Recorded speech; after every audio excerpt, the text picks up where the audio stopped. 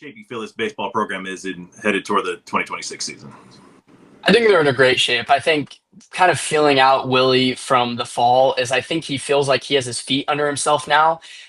When he took the job, it was right as NIL was starting, and as a first time coach, I think that was difficult to manage for him. And coming into coaching for the first time and dealing with the world that is NIL, I think it took a few years to realize what the expectations were and kind of get the program back to where it is.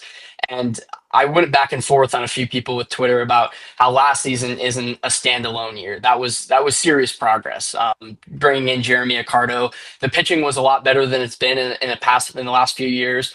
MLBU is ASU's renowned thing, sending players to the draft and sending players to the big leagues. They reinforced that again last year. They sent 9 players in the first 10 rounds. Half of them pitchers, half of them hitters. So it's not just developing hitters as we come to know.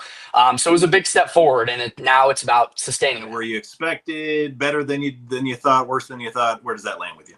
I think it's about right where they deserve to be, and I think they can be. It's really tough when you lose as many players as they did over the offseason.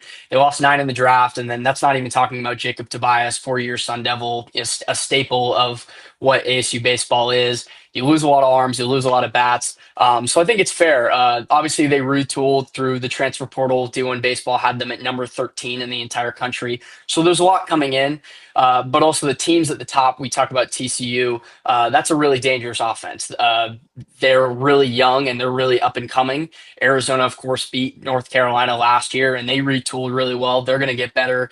West Virginia had the best record in the Big 12 last year. So those are a lot of teams with a really nice track record. ASU, as great as they were last year, they lose their entire lineup outside of 1 or 2 players.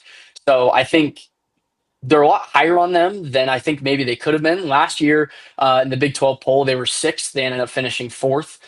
This year they're fourth, and they could end up finishing a lot higher than that. But I think that's about right where they're at for now. Tell us, how do you feel that this team reloaded year over year? I feel great.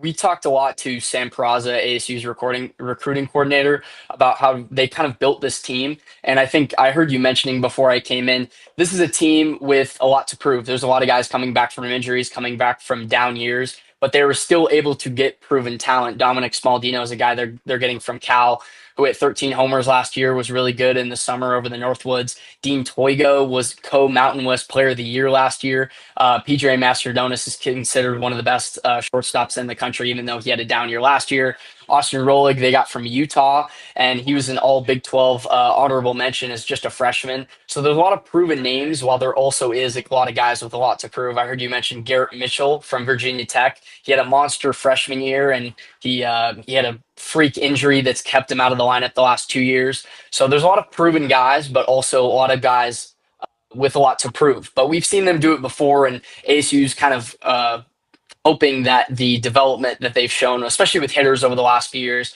that they can stick on these new guys coming in. Cullen Lindner coming in on Saturday, Easton Barrett on Sunday. What are your thoughts on this trio? And do you think that this is one that can kind of last, or do you think that they'll be tinkering with it at least Saturday, Sunday as things go on? I think things could tinker as the year goes on. Easton Barrett's a really easy selection because he pitched a lot in Sundays last year after Jaden Alba struggled. Colin Linder, we're yet to see what we're going to get out of him. Obviously, coming off of a major arm surgery, there's a lot of questions about his length, how far he can go into a season, what the second half is going to look like for him. But I think the fact that they're confident enough to put him in that Saturday role over a guy like Easton Barrett, who they've seen pitch before, shows a lot of confidence in what he's been able to do in fall and preparing for the spring here.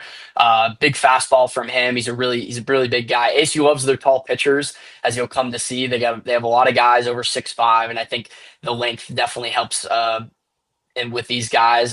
Cole Clucker's a guy who I could see growing as the year goes on. I wouldn't be surprised if he were to end up filling in that Saturday and that Sunday spot. A lot for him has been confidence. I heard you mention before the show, Cole Clucker is one of the best freshmen in the country in 2023. He led a TCU team to Omaha. Probably the most experienced pitcher on ASU's roster, and he's pitching Tuesdays. So there's a chance that he could find his way into a Saturday or a Sunday spot as the year goes on.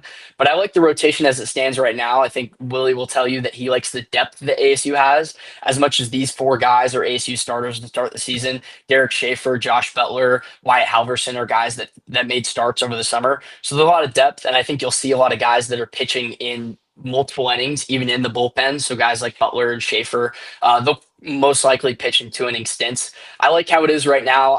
I'd be curious to see how Colin Linder starts the season. I think that's the big question mark. ASU had the reliable Jack Martinez, who was great every Saturday. That's a big game if you want to bounce back from Fridays, where you're going to see a lot of really good arms. But as it sits right now, I think things could change, but I'm really confident with how it looks. Of course, with Carlone going to the rotation, the bullpen is losing one of its key cogs from a season ago. So, as you mentioned, some of those guys that might be on the fringe of the rotation, seeing some time in the bullpen. So how's the bullpen kind of, shaping up overall? And who are some guys that you think might be tabbed initially for those high leverage innings? As of right now, I think the pitcher that stands out the most is Alex Overbay. Last year, he was UNLV's closer, and he was a two-pitch guy. And what Jeremy Accardo has told us is that he's adding a third pitch and a changeup because they want him to pitch in longer innings. He's been electric. His fastball gets up to 98 miles per hour. I think he's a guy that you'll see a lot. Willie already tagged him as the guy to go behind Cole on Friday, which means they view him very highly in how he's going to be pitched. I think one guy that stands out is Eli Buxton.